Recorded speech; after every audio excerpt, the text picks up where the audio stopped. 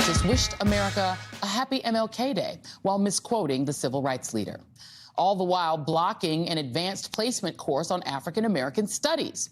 In a letter last week, the Florida Department of Education informed the College Board, which oversees AP coursework, that it would not include the class, saying the course is contrary to Florida law and, now hear this, significantly lacks educational value.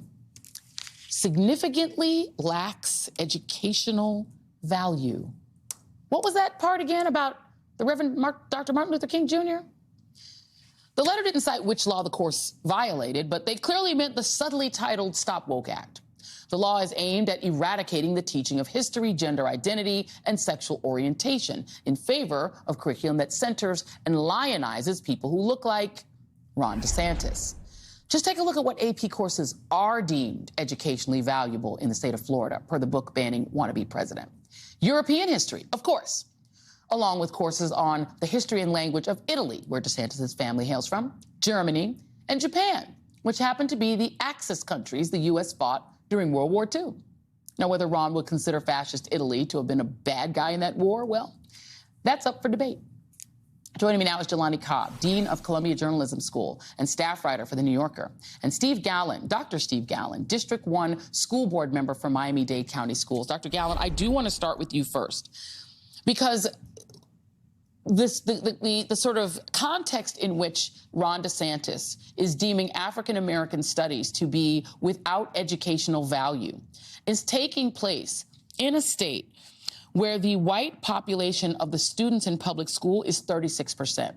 The non-white population, including 21% who are African-American, is 59%. So it seems to me that if Ron DeSantis is saying that the history of 21% of his state has no educational value, it's harming them and it's harming all of the students. So I'm wondering how this is going to play out in a place like Miami-Dade County. Oh, thank you for having me, Joy. It's going to play out significantly. Number one, despite the fact that it's going to have a significant impact relative to educational access and equity, it runs counter to current Florida law. Current Florida law stipulates that Black history shall be taught in all schools throughout the state.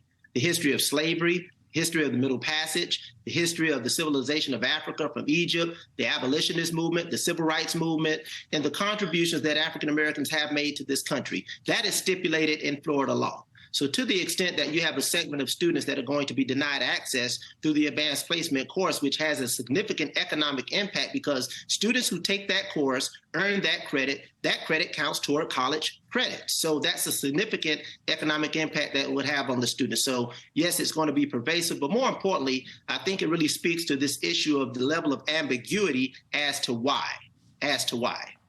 Well, I mean, the thing, I took AP classes in high school, Jelani, and you choose the classes. Not everyone is forced to take AP classes. You choose to take them because you want the college credit and you want to help get into a better school. And so what DeSantis is essentially saying is that the only valuable advanced placement class for a Florida student are classes that are about Europe or the other Axis countries. That's it. The African American studies is not deemed valuable. And it's not that he's saying you can't teach Black history, but here's the evidence that it's how you teach Black history that he's got a problem.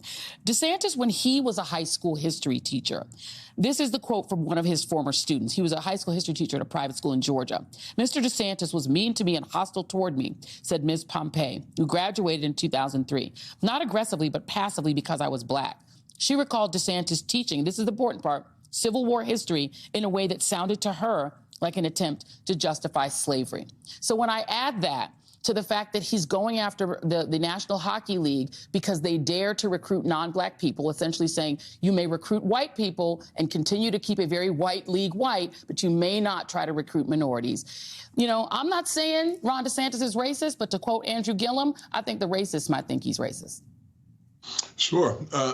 And so here's the bizarre contradiction here. When I want to mention the names of Harry T. and Harriet Moore, the civil rights workers in Florida who were killed by a bomb that ripped through their home in 1951. They had been teachers. They'd been members of the NAACP organizing voters in Brevard County, Florida. They'd been fired by the state for their activities in the 1940s for daring to organize Black voters. And then they were assassinated. Decades later, the state of Florida placed their home on the historic register as penance for having taken part in alienating these people before they died. So we can have their home on the historic register, but in Florida, you can't tell why that home is on the historic register. And so what they're attempting to do is amputate the present from the past so that we will have no rational understanding of how we got to the situation that we have at the present moment. I'd like to say that this is a shocking development. But if you go back and read W.E.B. Du Bois's 1935 treatise, Black Reconstruction, this is exactly what he said people did in the immediate aftermath of the Civil War. We shouldn't be shocked to see this happening again.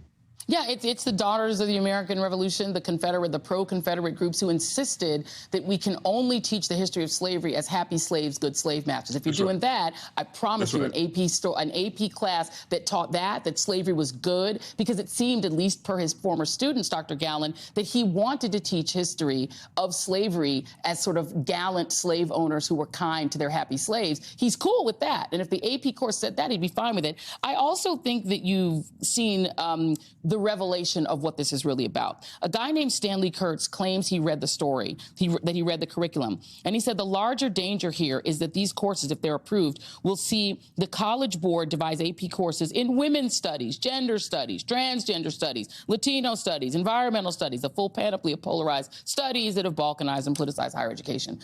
Dr. Gallen, in your view, is this an attempt to shut down the teaching of not just Black history, but any history, but the hallmark card of white and European history? I wouldn't want to speculate on what the intent is, but I would say that although we want to focus on Black history, and we often think that Black history is something that's relevant to Black students, Black history should be relevant to all students. Knowledge is the bridge to understanding. So although I appreciate the data that you cited, around 21% of the students in the state of Florida are Black, there should be access to this information, to these factual history accounts relative to the contributions, relative to the struggles, relative to the achievements of Blacks. That should be accessible to 100% of the students in the state of Florida. That is what access and equity is about, and that is what education should be trying to espouse.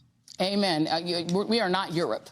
Okay, we should be able to learn about our own people, about African Americans, and not say we could only learn about Europe. It is absurd. Jelani Cobb and Dr. Steve Gallen, thank you both. We'll be right back.